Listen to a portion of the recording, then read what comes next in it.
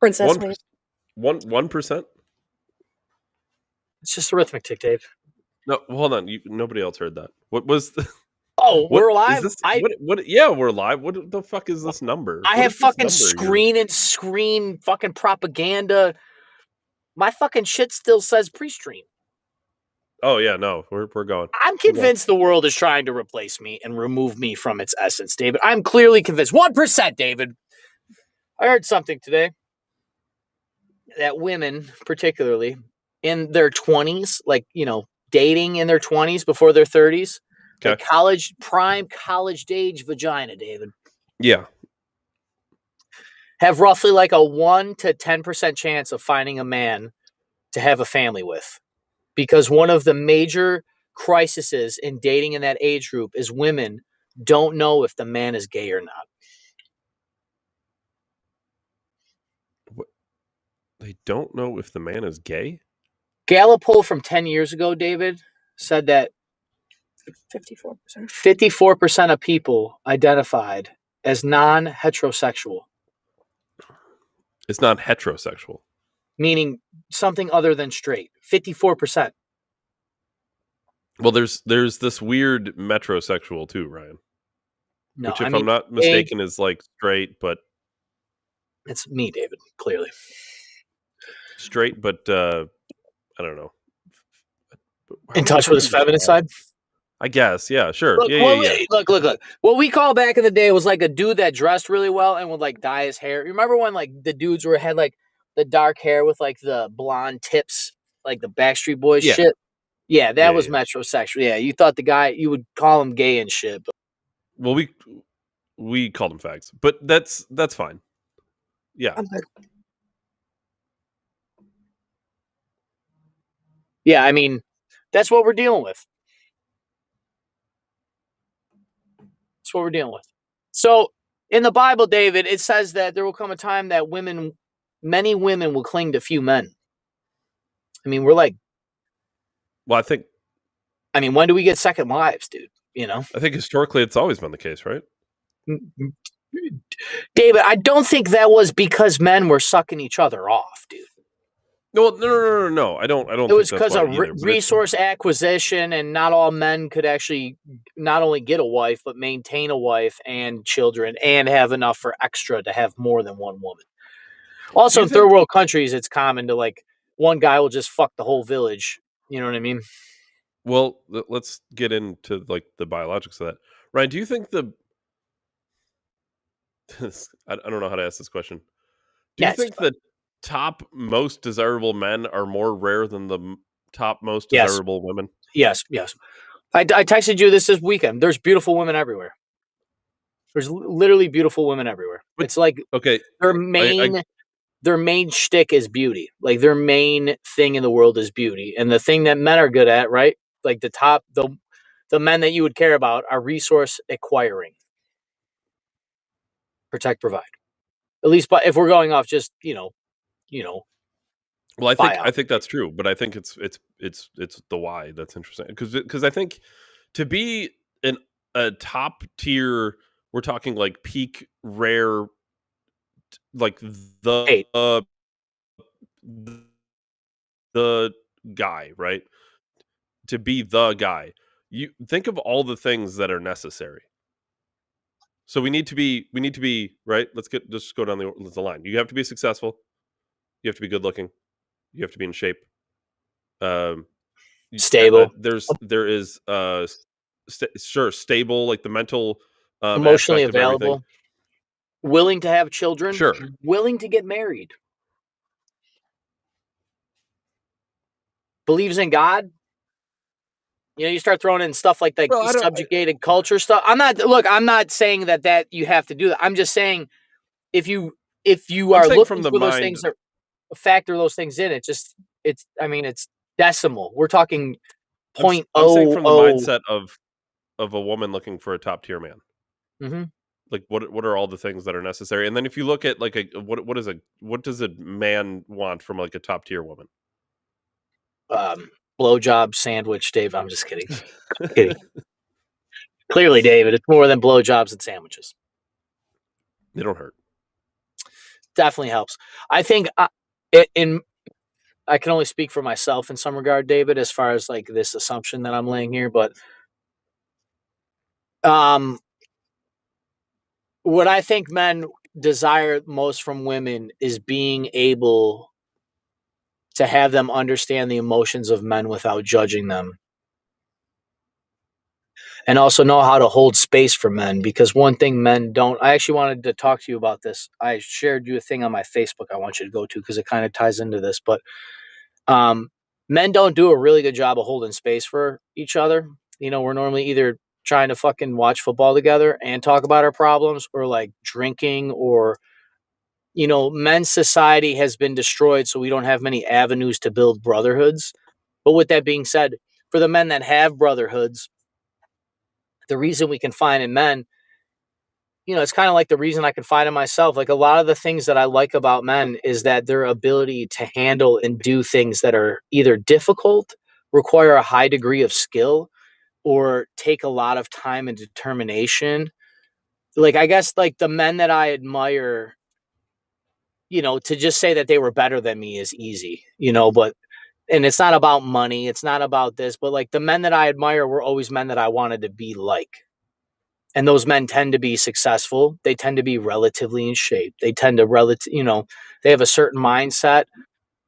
No, I'm not saying I said emotionally intelligent, basically, but what I mean by that is not that you're going to your girlfriend and crying or whatever, but the idea that when you have emotions, you can process them, discuss them, get them out, and maybe in a way you can portray them to make a woman understand. Because let's be honest, it's fucking hard.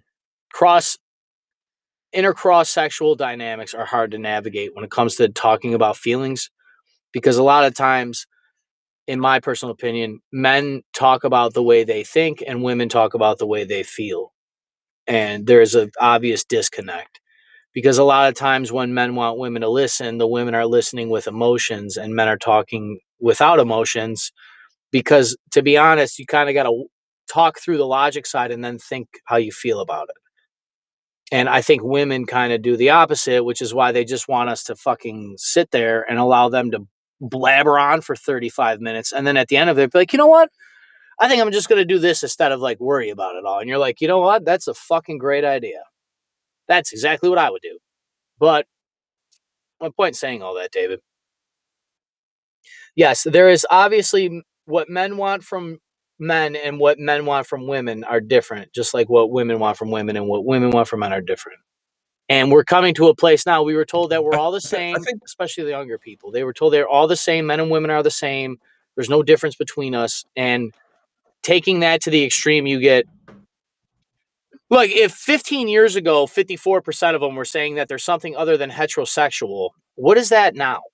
10%?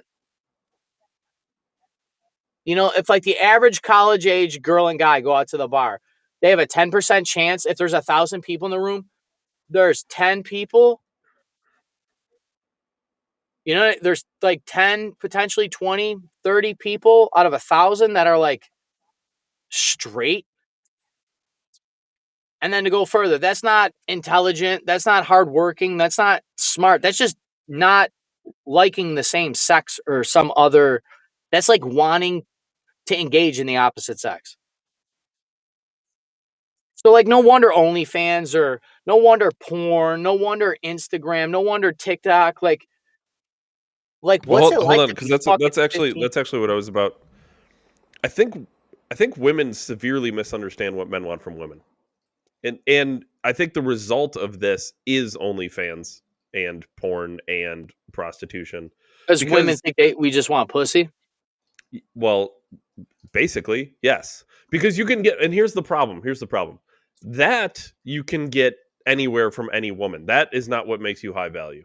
Now, I we could made pay the for joke that, about actually. blowjobs. We made the joke about blowjobs and sandwiches, of course. And I'm not saying it's not part of what's desired. It's a big part of what's desired. But that specifically can be obtained from literally any woman. Would you rather Literally have any a woman has that. Dave? Would you rather have What a does a better man blowjob or a better sandwich? And you have to pick sandwich? one. Oh, Sandwich all day. definitely, Yeah, definitely, definitely. sandwich for sure. I've had bad sandwiches. I've not had bad blowjobs. What? In all seriousness, though, Ryan, What do you specifically look for from women? Because I know, like, from my point of view, what I'm looking for is it's not what women think we're looking for. Dude, what I really want, I want to feel loved, respected, appreciated, and thought about. I want to be cared 100%. for. Like, you're not my mom. I could break that down. I could break that down to literally one of those words you picked, which was respect. But it's odd because women don't really navigate respect. But when you think about it, they do. They just don't want to. The respect men actually want from women is basically the same respect a daughter is supposed to give her father. That's what men actually want from women. The way that you would treat your dad when he's upset or when he's mad, or like, you're not going to tell your dad to shut the fuck up. You don't get to feel that. No, you would just let your dad feel his shit because he's the man of the house. Like, you don't get to tell that guy what to do. Like, that's all it comes down to. You know, now I'm not saying you got to live with a tyrant, David, because I don't like Hitler either. But, and that goes back to the emotional intelligence thing, like understanding as a man that, I'm fucking mad right now. I'm going to whatever. And then on the other side of this, I'm going to have whatever. I'm going to build the thing that's going to make my life easier. I'm going to make the system, or I'm going to go to college to get a better job. Whatever the fuck the problem is, you're supposed to get through those emotions as a man, find a resolution or a solution to that problem, and go pursue it. Not go jerk off and lose all your dopamine and lose all your urge to go chase what you're after.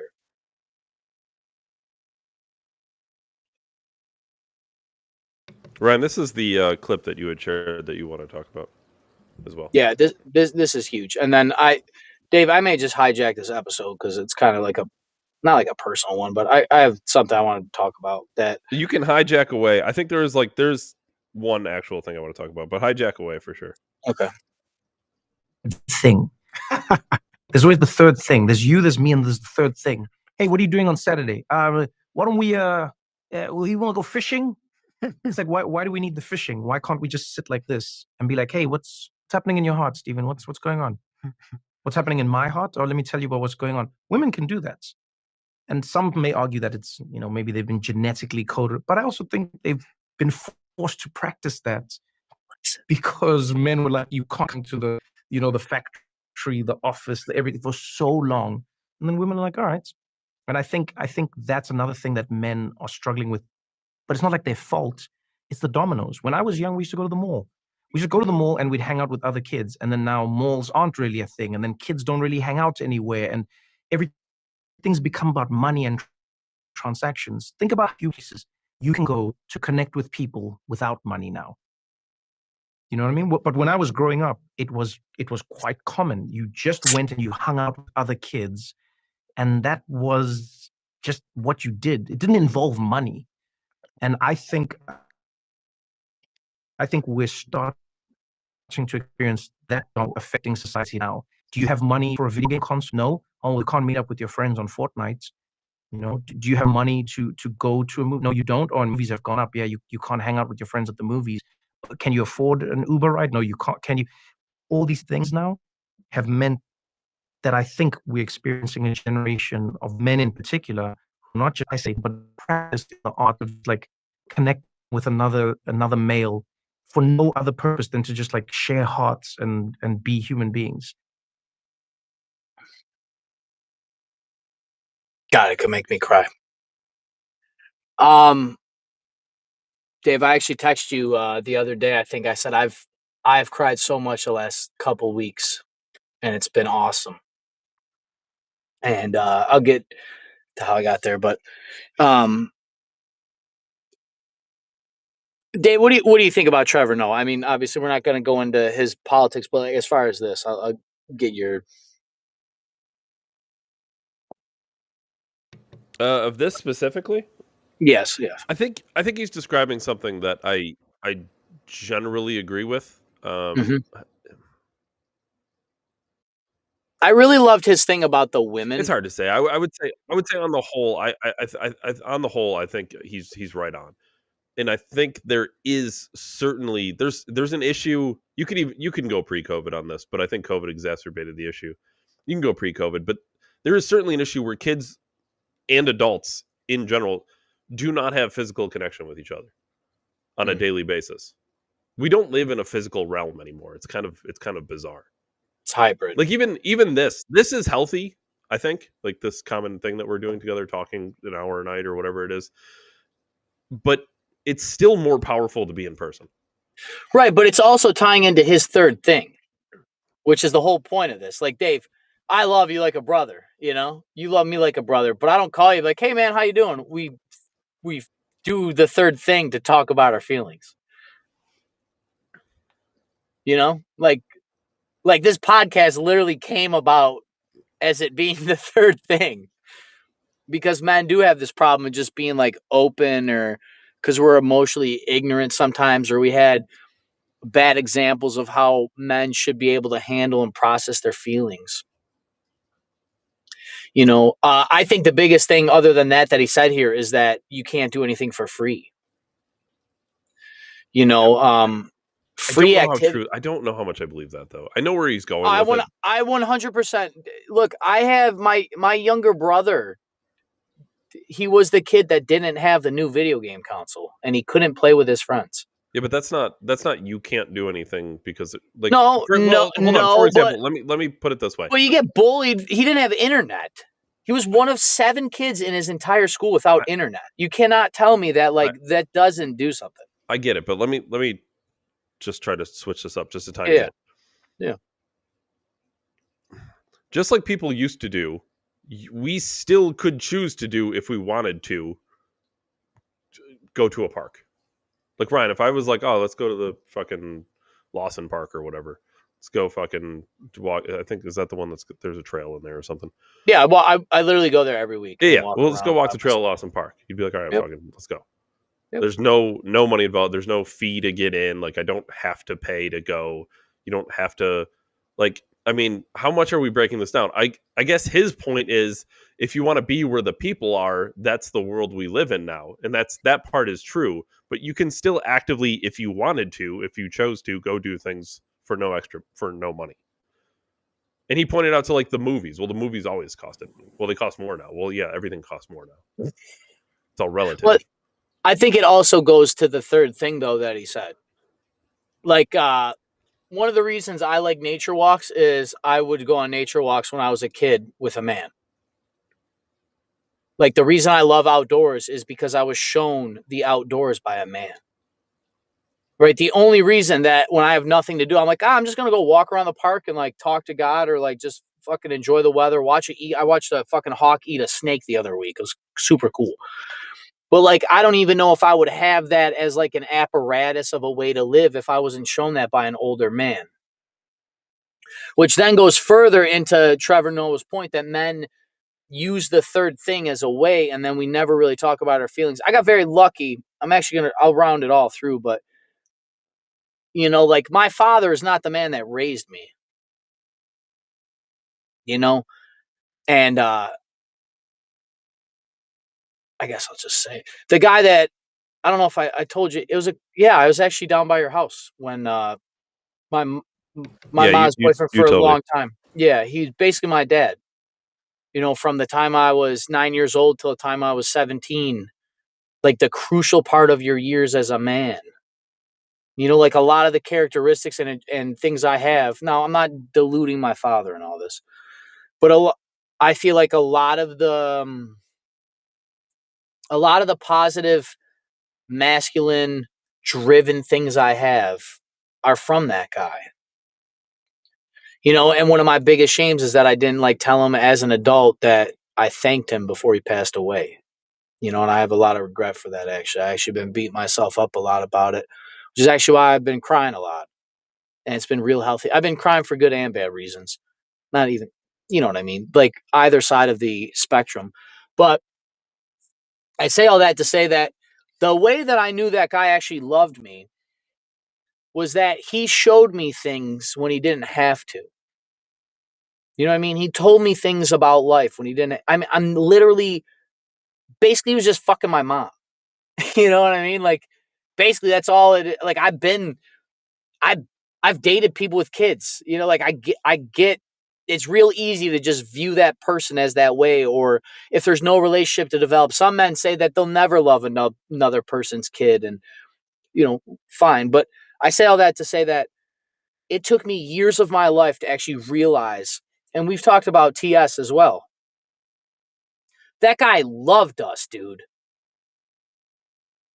Like, tell me what else could it be but love? He talks about life and business and like how to be somebody, how to fucking dress. My dad didn't teach me how to tie a tie. I learned from my college instructor how to tie a tie when I was fucking 20 years old. I taught myself too, but he showed me how to do like a full Windsor. Like the guy was a man, like Hobart Hamrick, sorry. Hobart Hamrick. Dude's probably dead. He used to smoke cigarettes inside college. Like the men they didn't have to do that. It cost them nothing but their time, which is what? The most important fucking thing a man has. And these men are out there showing other young men, like, hey, man, this is how you do it. And I say all that to say this, Dave, because I know you've dealt with this. You come across a young man, kind of reminds you of yourself, or maybe you just project yourself onto him. And you're like, yo, dude, I'm trying to like show you how to be a man. I tell people after a while, after I've developed that working relationship, like, yo, dude, I look at you like you're my little brother. I want you to do better than me. I want you to make more money. I want you to have a hotter wife. I want you to have a better house. But you better work hard because I want the same shit. Like iron sharpens iron, you know? But it's still me even investing in other men is an act of love in men. And when men stop doing that, we get fucking fags. We get 1 in 4 men are gay or trans or straight. We get no families. We get women turning to OnlyFans because the only thing they think they can offer is their bodies. And we've talked about this. The problem with society is weak men. One of the reasons there's weak men is men aren't showing men how to be men when they're young. I can't save a 40-year-old man. I can save a 14-year-old man, though. Just like I was saved. Because honestly, if I would have been left to my own devices, I would be a drug addict just from like the people that my family happens to come from. It's not poor me. It's just like everybody has different experiences, which goes back to the money thing, which I only brought up, David, because we did grow up in a time when shit was more free. Every McDonald's had a play place. I mean, let's be real here. Our playgrounds were bigger. There was more swing sets. Like literally my high school or my elementary school has a way different playground than when I grew up. If you go to parks now, playgrounds fucking suck. Okay? Like something as simple as that, we don't view that as like, you know, I'm not going to say this is the downfall of Western society, David, but in actuality, it fucking is. Like, your shitty ass playground is not stimulating these kids. You're not going there. Kids don't hang out with kids either. You know, that's another thing. We used to just come home when the streetlights are on. My 10-year-old sister used to watch us. Not saying it's right or better. I'm just saying, like, we were able to, like, be kids and get raised by other, like, we raised ourselves. We, like, figured the thing out together, right? But along the way, we had enough help. A lot of the times, because in my experience, I had men that literally, they didn't have to. Tom Subject did not have to. I would go to I literally went to that guy one time and I was like, Tom, my cars are broken, dude. Like, I don't know what to do. Nobody in my family drives a new car. Tom, what do I do? And I'll never forget it. He looked at me and said, Ryan, they got cruises on sale right now for a lease for employee pricing for $220 a month. He's like, do you want me to talk to a salesman for you? I didn't think I could afford the car. I didn't know what I was looking at. You remember the Geo, Dave? I could fit my wrist through the floorboard. Standard New York car. I'm fucking 20-something years old. I had to pump the gas in the car, turn the key because there was no start. You could hear the teeth grinding off the thing. And I talked to the salesman, and that next day, me and my girlfriend had a brand new car. I would have never thought of that. I would have never thought of that as an option. I would have never known that even existed. And I worked at a car dealership the whole nine. I had limited beliefs. I didn't know how the world worked. I didn't even know what the fuck a lease was. We've leased 3 cars in a row now. It depends on your situation, but if your situation is one of the ones that works, it fucking works. Because you're never You're always under factory warranty. You never have to worry about shit other than basic All maintenance tires. on the car. Yeah, you don't have to worry about shit. You just 3 years later, you get a fucking new one. Boom, new car. 3 years later, new car. Boom. 3 years later, new car. Boom. Oh, this fucking engine blew up. Perfect. You're under warranty. Who gives a shit? New car. Boom.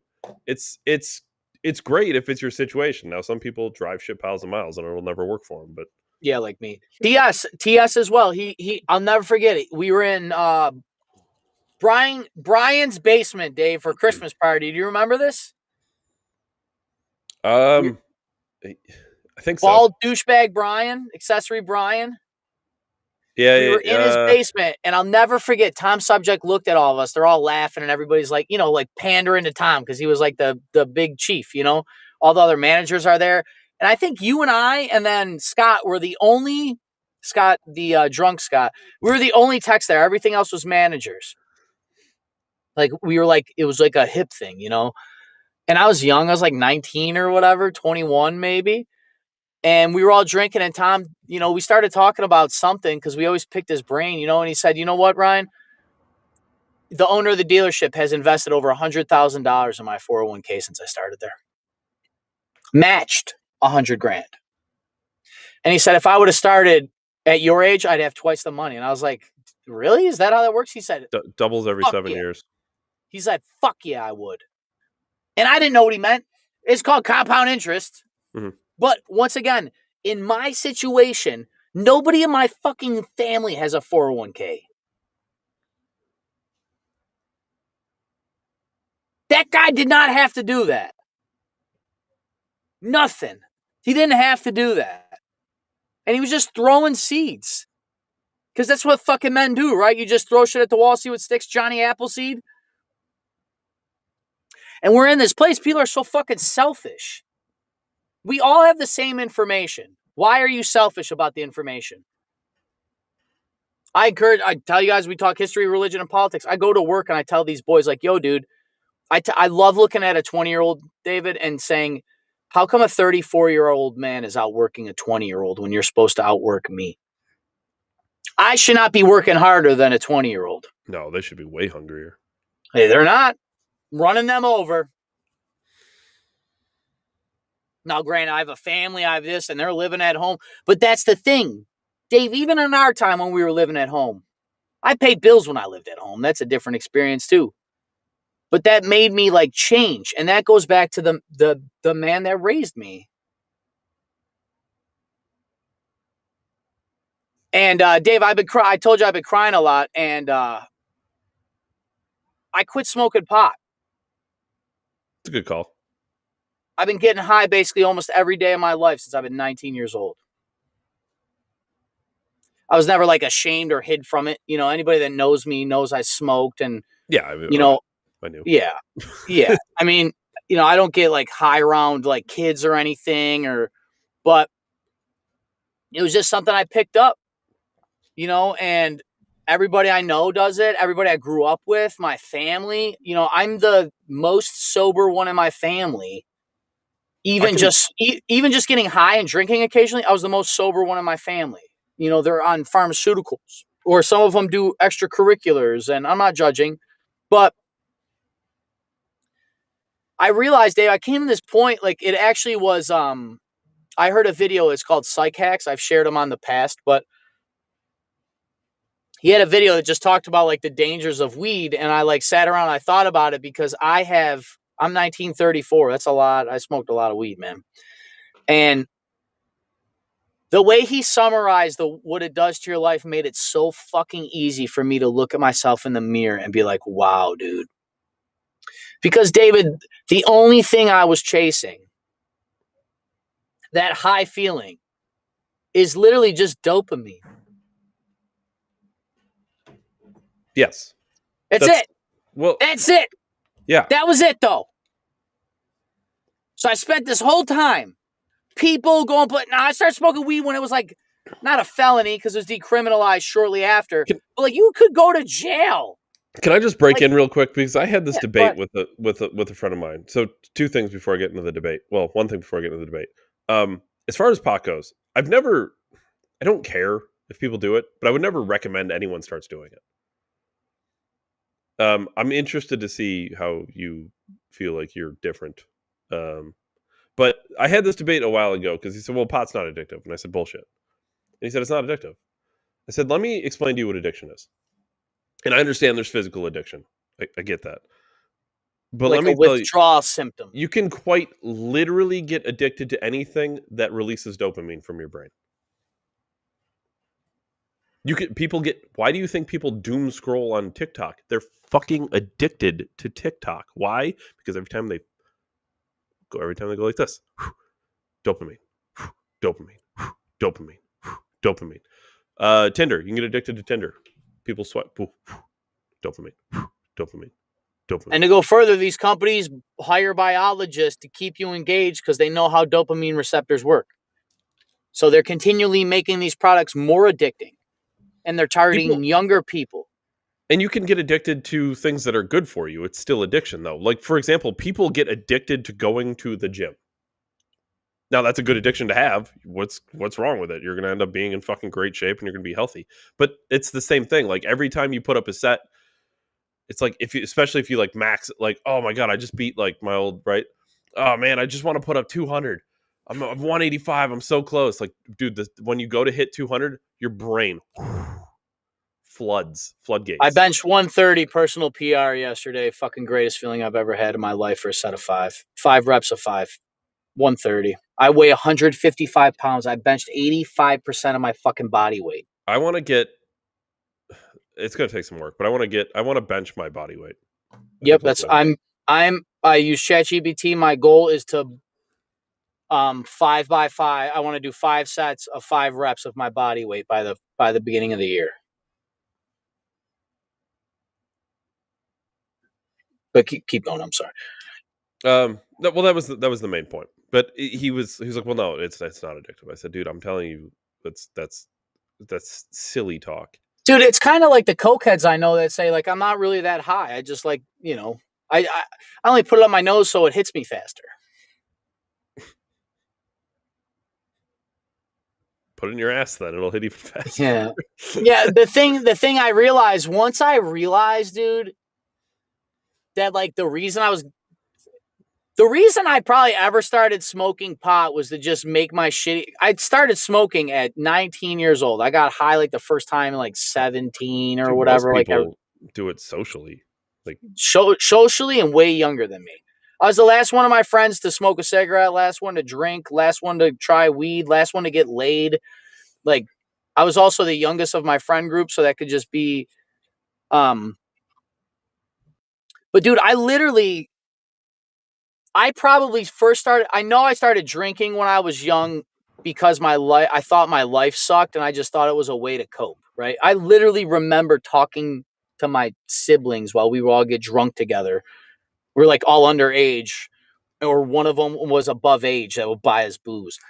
And I would literally we would talk about how our life's shit. And it was just like a coping mechanism, like just a shitty, because we didn't have good structure. It's just really, we had nobody there to help us. Like literally we had nobody there to help us. And dude, like literally I've been getting high because I've been basically bored with my life situation. And it's a way to like mildly keep you content. Because here's the thing. Like, I'm realizing now the discomfort it's been almost, I don't know when I actually stopped. I'm not even going to put a date on it because then I'll be trapped in this fucking identity crisis but like that discomfort I've had over the last couple of days of like, fuck man, I kind of want to smoke a joint is actually me just being kind of bored or not content in my situation, right? Like my living situation or my income or your relationship and you use this thing as like a light mask because being poor is shitty, right? But high and poor is a little less shitty, right? Not having a girlfriend is shitty, but being high and not having a girlfriend is a little less shittier. And then you get these artificial things that are like, oh, I'm more creative or I'm funnier. And in reality, you're just as creative. If anything, you're less creative because you're under a substance, but it's not like when you smoke or drink, it's inputting creativity. You know what I mean? Like it does. Like the idea that you're more creative on a substance is fucking asinine because the thing to be creative is already in your brain. So how the fuck can adding something make it appear? Now, I'm not going to get into like ketamine and psychedelics. I understand. I'm just saying on a broad principle of like these lower class, I'll say lower class, but like weed, alcohol, even cocaine, hair, like those people, you're looking to just make your situation less shitty. Cigarettes. That's why most people probably started smoking at 13. They had a dad that smoked that fucking treated them like shit, or he was neglected. And we're out kick flipping, doing skateboard and shit. And we're like, you know what, dude, fuck it, I'll have a cigarette. And then the issue is you just get used to doing that. And then you're in your 30s and you're still smoking. You're in your 40s, you're still smoking. And you never stopped and questioned or looked at yourself. I looked at myself in the mirror. I literally looked myself in the mirror and said, you've just been bored, bro. You had a shitty, the shit that you was going through made a lot easier when you were stoned. It's a lot easier to not talk about real deep feelings or think about being abandoned as a child or like, you know, the man that raised me, you know, like I never thanked them. You know, like maybe I never thanked them because I didn't think about thanking them because I've been baked. Because I felt entitled, like I almost was like entitled with the teachings he gave me. It was like, he never showed me anything. When in reality, when I actually think about it now, like that man showed me more than my own father did. Like literally showed me more than my own father. And like I'm ashamed of that. Like I'm a fucking ashamed that it took me, he just passed away, but I haven't seen him since 2009. I was 17 years old. 18 years old. Obama just took office. That's fucking a long time ago. That's legitimately, it's crazy to think how long ago that is now. Yeah. My parents separated when I was 8, and then he left when I was 16 and 17. So he was around at that point in my life. Half of my life was this man. And I just was like this, you know, I allowed some of my family stories to get to me, that he was just all these things. And what I actually did was I removed his trauma and I removed his story from the things that happened to us because it didn't end well. The relationship between him and my mother didn't end well. So it's real easy to just paint him as a fucking asshole and say, fuck that guy.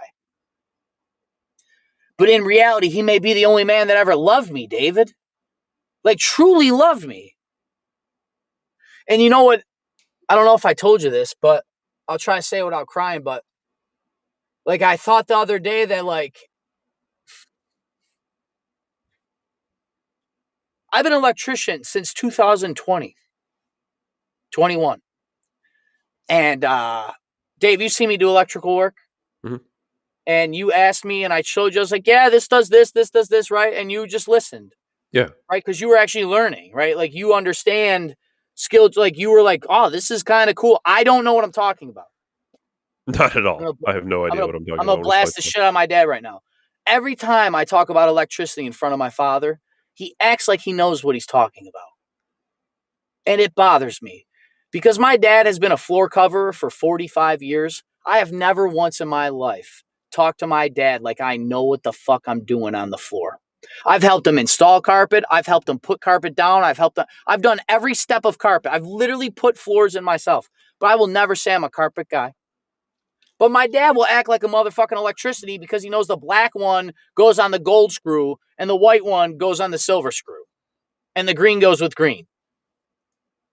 And I thought that if Mark was still alive and let's just say perfect world, my mom and him were together or I still talk to him, dude, if I were to come home and show him some of the shit I did at work, he'd be like, dude, that is so fucking cool. Like, dude, you're building the world. You fucking harness the power of the gods. And he would probably ask me how shit's built to learn. Why do you use that size for that thing and not this thing? Not my dad act like he know everything.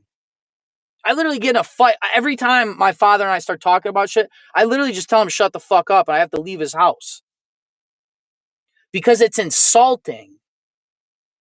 Like, you are literally acting like you know what the fuck I know. And you don't. My dad, I got in a fight with him about a car. I was like, Dad, you know that, like, I worked at car dealerships for 15 fucking years? Well, I fixed cars too. In people's driveways. In fucking driveways. Yeah, I worked at a couple shops where alcoholics work. I'm a factory trained, Dave. You're a factory trained technician. How the fuck is that the same as asshole mechanic on fucking Main Street? Because you could change a fucking brake caliber in the driveway? You're a mechanic? You're an A-Tech? Dude, fuck you. I went to school. I know how cars are literally designed at the fucking structural level, and you're going to tell me about car accidents? I'm a fucking specialist. Specialist. Trained the highest degree. And it's disregarded. And that man's my father. But the guy that is just fucking my mom, was just fucking my mom, actually would care? Funny story, Dave. His dad was a collision guy. I didn't know that. Didn't know that till years later, till I was after already collision guy. I thought he was a mechanic. I thought his dad was a mechanic. He was a tow truck driver. That's how I knew about what Rich was doing on that tow truck, Dave. Getting I learned all that shit from him. I know how to haul because of that guy. If that was my dad wouldn't show me that. He'd just fucking put the truck up there and be like, I'm the greatest fucking tow truck driver ever. And I'm not just doing this to shit on my dad. I know that this is an experience many men have. The difference is they never actually got a man to love them to be their dad. Which is where I come in. Which is where you come in. And we go out in the world and we try to help men, and then a lot of it don't stick. It's hard to relate to 18-year-old that literally just sits at home on Fortnite all day. That's fucking hard for me to relate to. Not that I can't relate to playing video games all day, because I could. Right? I did it. I was drinking beer, fingering girls. I did all the same shit all these boys are doing. I did all the same shit. Did all the same shit. I'm not better than you guys. But on the other side of it, what was I chasing? That little bit of dopamine, dude. That little bit of dopamine. That high feeling. All that literally is you noticing dopamine entering your consciousness. I thought that was a spark. Like, oh my God, I just got this great idea. Dinger. People in my family call it a dinger. Ding. Oh, I love the dinger. The dinger's you got your dopamine fix, dude. That's all that is. And I didn't know that, right? Because I didn't read Andrew Huberman, David. We've come on this program. I've talked to you guys about all the Jordan Peterson and psychology and dopamine and fucking. And even with all that knowledge, I was still blowing it down, Dave. You know? You know what I mean? And I just stopped. I was like, man. The only reason I cared about getting high is because I was discomforting with the things going on in my life. My relationship, where I lived, how much money I made, what my parents felt like, my family relationships. I don't have much family, Dave. We talk about this. I know you're in the similar boat. You and I barely have families. You know? Like, as far as like a real structure that like what the average American can relate to, that you go to your grandma's house for dinner. I don't do that. I don't even have grandparents. I've never had grandparents. I literally didn't have grandparents growing up most of my life. From the age of 9 on, I did not have grandparents. Not poor me. But it makes it real easy to just go chase that easy dopamine, David, instead of lifting the weights or writing a book or composing a song or shooting a podcast. And here's the thing. I probably get dopamine released through this podcast. Actually, David, I know, right? That's why I have unlimited energy on air, right? That's why I could work 14-hour days and still shoot a 30-minute podcast on the way home. How? But I didn't know. And I didn't even feel like I was doing something meaningful because I was hijacking the very thing I needed to feel meaning. You know what I mean? Like, I'm hijacking the reward system for life, wondering why I have no feeling of meaning in life. It's important that you just said that, because that is actually what stems the reason people who are heavy into drugs, and I know I get pot's slightly different, but it really does the same thing. The reason people who are into drugs end up with mental illness and depression and things like that is exactly what you just said. You're completely screwing with your biology. It all happens naturally for things that you're supposed to like earn. Running, sweating, going after that girl, getting her number, having sex with her. Way better than porn, boys. But we were raised to just cut that and get the dopamine. Not that you got to be a good, but right back to what women want in men. How much dopamine's released when you finally get laid after being a bad motherfucker? And it's not synthetic. You know you're confident. You know you look good. You know you're successful. You know that she likes you. You know that you're fit. You know that. You know that it's not even a game. Oh, you go talk game to her. Dude, there ain't no game. I'm a fucking bad motherfucker. There's no game. It's not a game. You can't fucking buy the thing I am and blow it in, put in a video game controller. That's a game. This is not a game. The game is fucking figuring out how to get your dopamine. Go lift the weights. Go do the run. Go, write the book. Compose the song. Direct the movie. Fucking go kickflip. Did I tell you about I land a very old kickflip, David? Did I tell you guys about this? I used to skateboard when I was young. I busted out the skateboard the other day. I can do a pop shove it. I cannot do a kickflip. But I landed a variable kickflip, which is harder. A kickflip and a pot shove it put together. But I can't do half the trick, but I did the one half. Dude, when I landed that, I fucking screamed. I haven't skateboarded in forever. I know for a fact I could ollie today right now, no problem. Yeah, and it's been literally 20 years since I skateboarded. But that's the thing, dude. And then, they say like the pot come down is about 2-3 weeks, depending on how much you smoke, to like kind of reset the receptors. And dude, so like for the first couple of days, agitated, a little short, like I'm working, I'm getting frustrated because I'd go to work a little stoned sometimes. I was building shit high because it's like, oh, dude, I'm just clicking, right? It's all clicking, Dave. Dude, everything's working. Why was everything working, Dave? Because I felt like it was working. Like it really wasn't. It did work.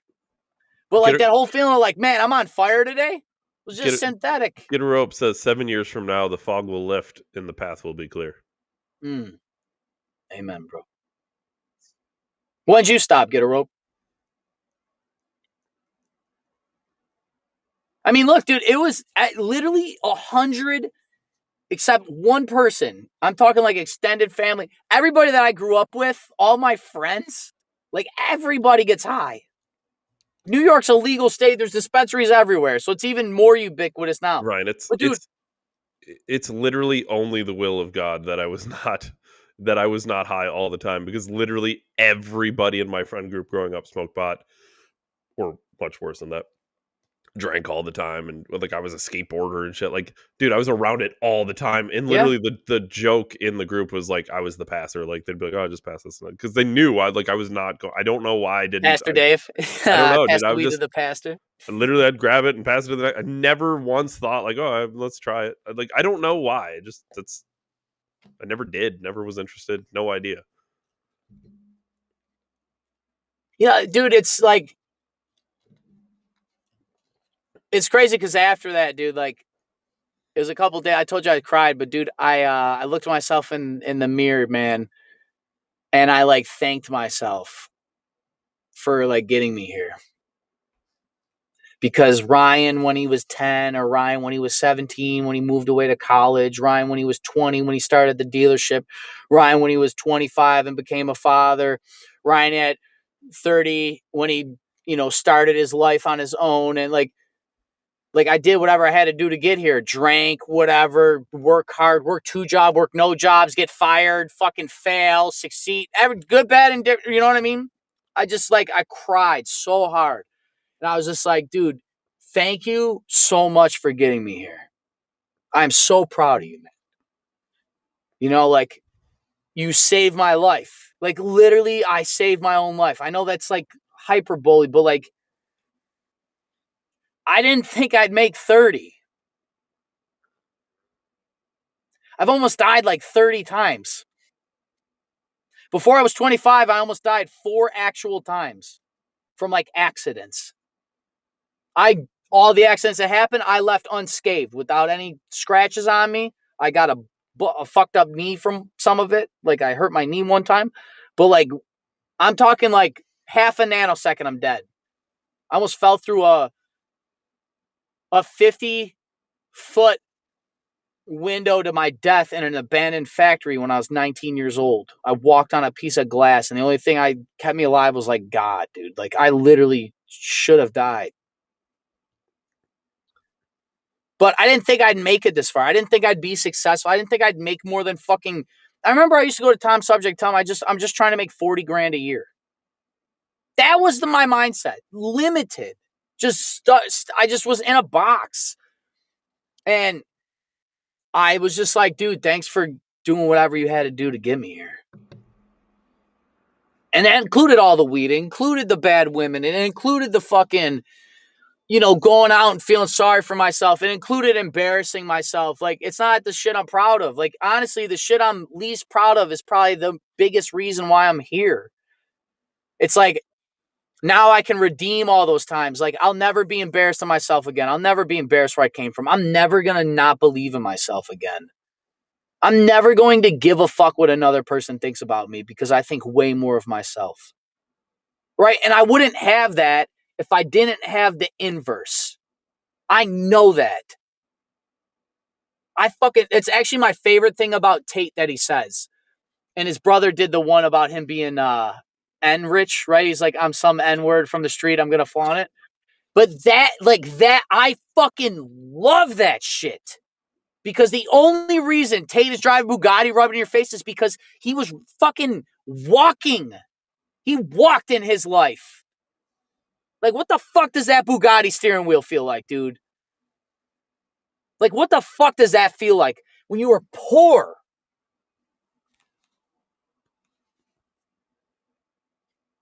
But that whole time, I was just trying to like, and I just realized, and then going forward with the couple weeks here, there's been times during the day that I'm like sitting at home. I'm catching myself like not wanting to get high right away, but like, it'd be like, man, I kind of feel like a discomfort. And I realized I associated that because, like I said, knowing that it's just all dopamine based now, like actually understanding, I was just trying to soothe myself so I was not discomforted. Like, literally the only reason I want to get high is because I was uncomfortable being sober. Ain't that some shit? But then I was like, go to the gym, Ryan.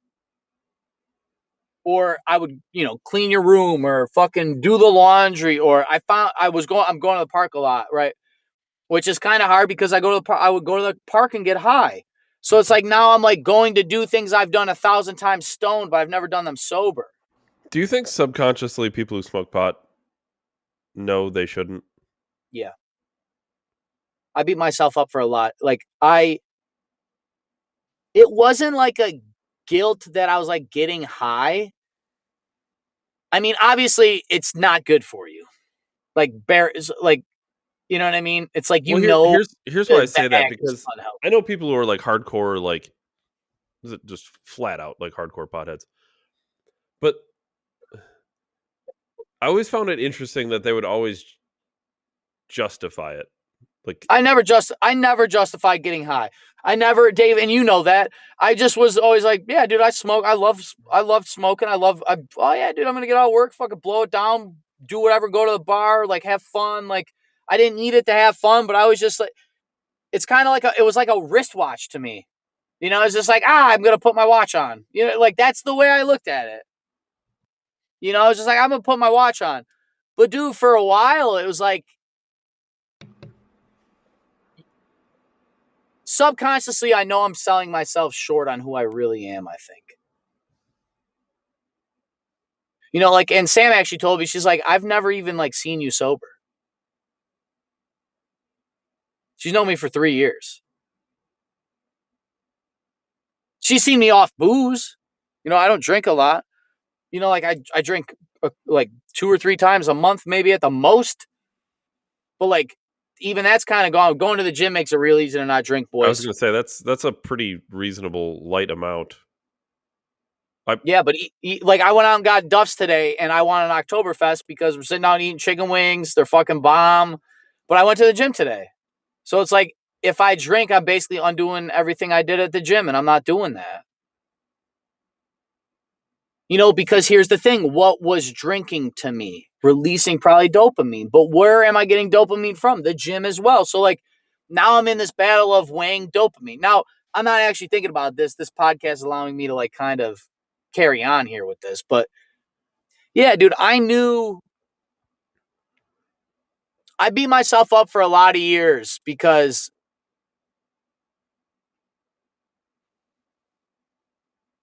I guess like now on the other side of it, I like wonder why I even started.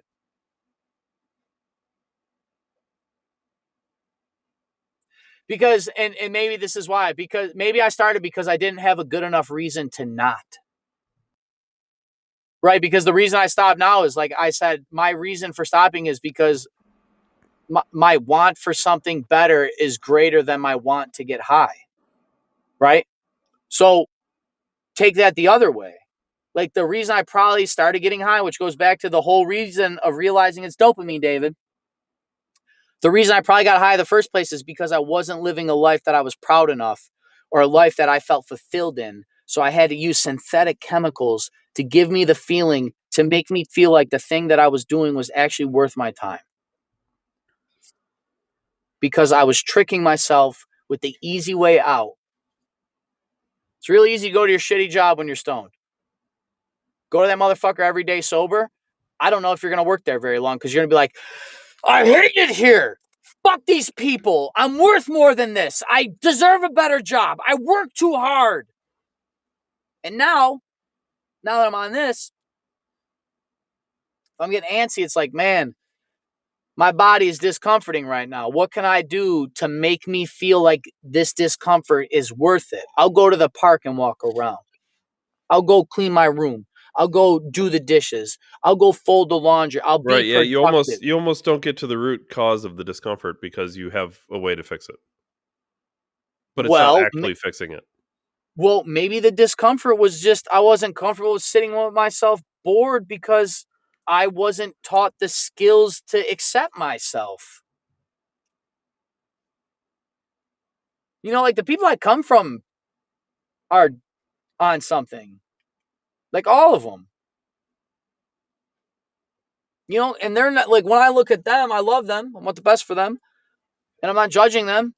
But this is my experience. Like, I've seen their, like, I look at, like, I wouldn't want to live my father's life. You know what I mean? So it's like, no wonder you get, no wonder you're doing what you're doing because your life fucking sucks. Like like honestly, blowing coke every day makes a lot of sense if you have a shitty life. Now, if I was a millionaire and could afford coke every day, maybe I would do coke every day. If I didn't have that meaning and purpose to offset wanting to do cocaine. And when you hear people, Theo Von actually talked about this. He said the reason I stopped doing cocaine is like I wanted my life to be more meaningful. I wanted to find something other than coke to make my life meaningful. That's him trying to like hijack his reward system back to be like, I'll go do jujitsu to get that same release. Now, you're not going to feel that potent fucking dopamine, that hot. You don't get that. But that's the thing. Like, maybe you don't get that big whop of dopamine because the thing you're doing isn't worth that big whop of dopamine. You know what I mean? Like, if it's risk and reward, the bigger the risk, the bigger the reward, right? Well, that's how dopamine works. The more meaningful something is, the more that is released as you go and do it. So maybe I haven't felt that big explosion, right? Like, oh, that high ding. Like I said, that dinger is just dopamine. Maybe I've never felt that in person because I never did anything big enough to make that be released naturally. Like performing on stage or being the star quarterback throwing the touchdown. You know, like how does Josh Allen's dopamine work when he fucking come back win? You know what I mean? If you were to take his shit, like that's a drug. That guy's got to feel like he's on a drug. Because he is. You know, like, and that's all it took. Now, I'm sure I'll be irritable or, you know, like the thing, you know, I'm still human. You know, I had the urge to, I was like, you know what, maybe I'll just go buy like a $5 doobie. I actually tried talking myself into going to buy a $5 doobie today. And I didn't. Not today, Satan. So I didn't expect this to be like drug therapy, but I guess it's realizing that I wasn't living up to my full potential is the reason why you get high. Because you're not living up to your full potential. And that's why, back to your point, David, people that do drugs, especially weed, you subconsciously know that you're not living up to your full potential. And it's better to just get stoned and feel like you're living up to your full potential than actually to get up and go do something that makes you live up to your full potential.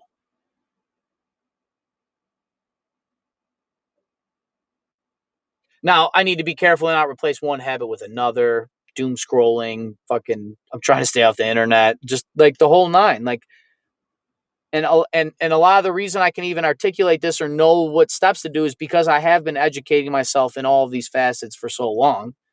You know, like I can't throw the baby without the bathwater. Maybe I would never care about dopamine to begin with if I wasn't hijacking my dopamine receptors my whole life. Right?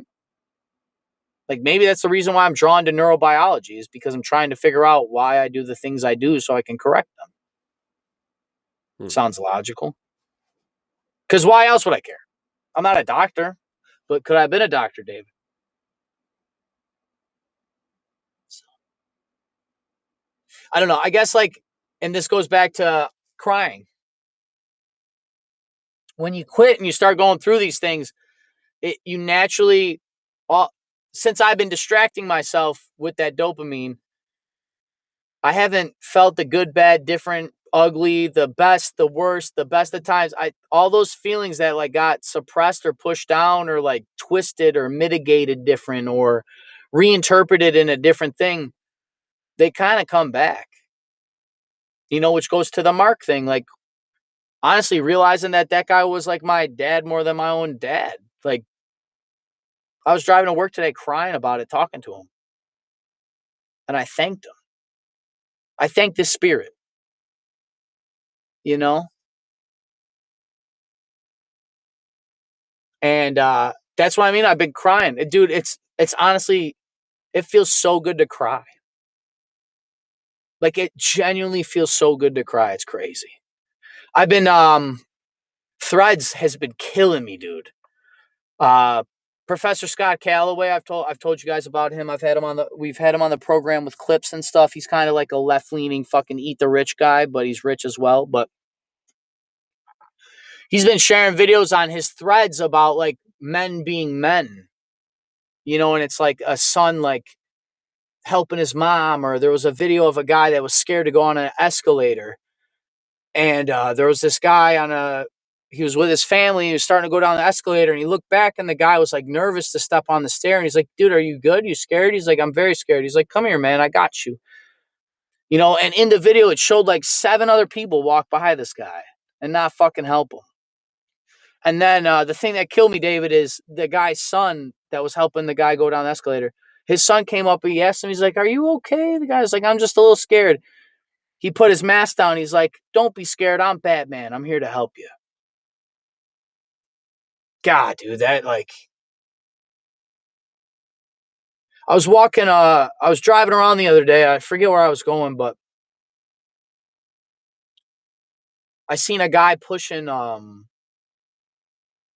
computer chair down the street, and he had a bunch of those, you know, those parts totes that you get at work, Dave, that like they got the flaps in them. Yeah. You can stack them in themselves. They're like fucking, they're kind of big. He had like 7 of them on the chair, and he was like trying to push this fucking wonky contraption, and it's falling off and shit. And I drove right by him. I looked at him. And he didn't look the best. Scraggly beard. Probably hasn't, fucking 3 layers. It's kind of cold. I'm sure he's got 6 layers on. Probably he's fucking 2 cigarettes left for the day. And I made my left. And I'm like, man, I'm just going to ask if he's all right. And I pulled in. I actually pulled in. It was in Arby's parking lot. My first job that I ever had in my life. Arby's on Broadway there. And I was like, yo, dude. And he stopped. He looked at me. He's like, what's up, man? I was like, are you you need help, man? And he waited, Dave. It broke my heart. He waited. He's like,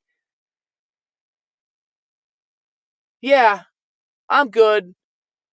It's like, do you need help, dude? He's like, I do. I was like, all right, bro. I was like, what are you trying to do? He's like, I'm just trying to get this down the street or whatever. I was like, you know what, dude? I got something for you. I popped my trunk. I took a ratchet strap and I ratchet strapped that thing to the computer chair for him. And I cried the rest of my car ride. Because I've been somewhere and nobody helped me. And we need more of that.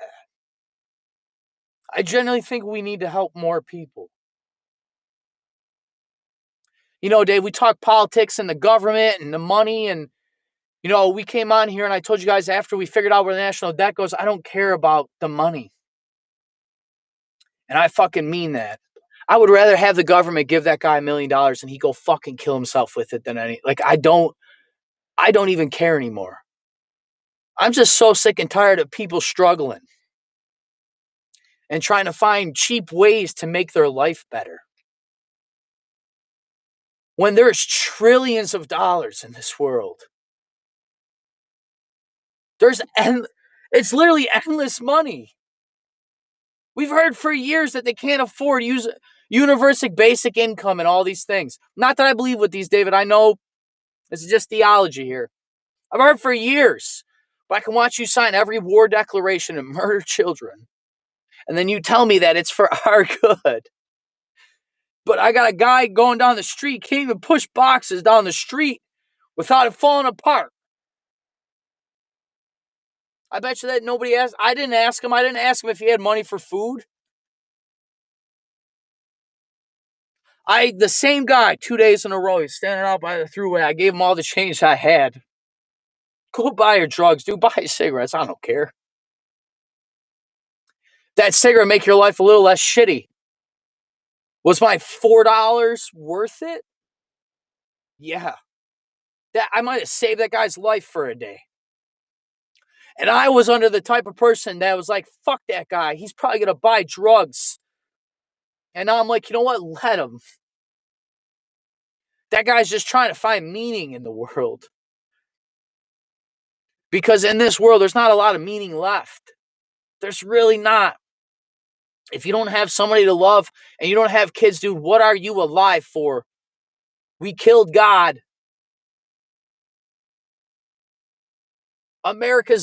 We all see the lies of the American dream.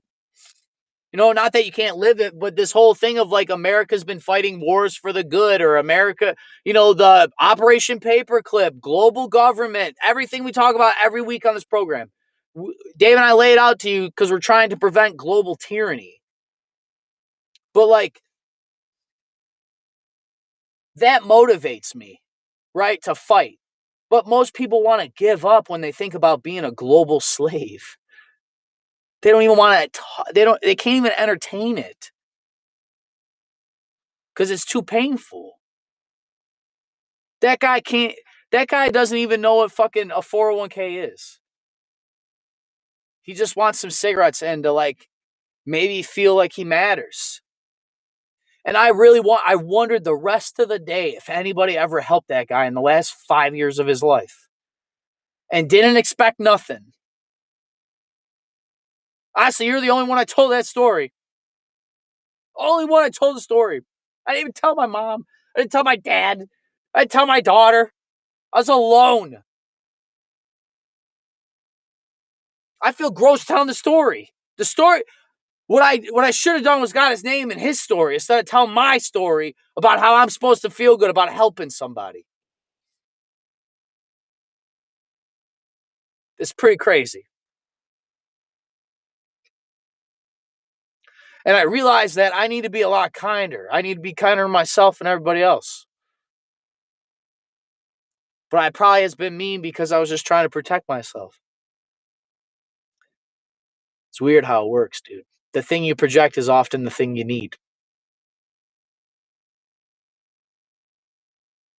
Like most people just need help, but they don't help people. So how are you going to get help if you're not helping? You know?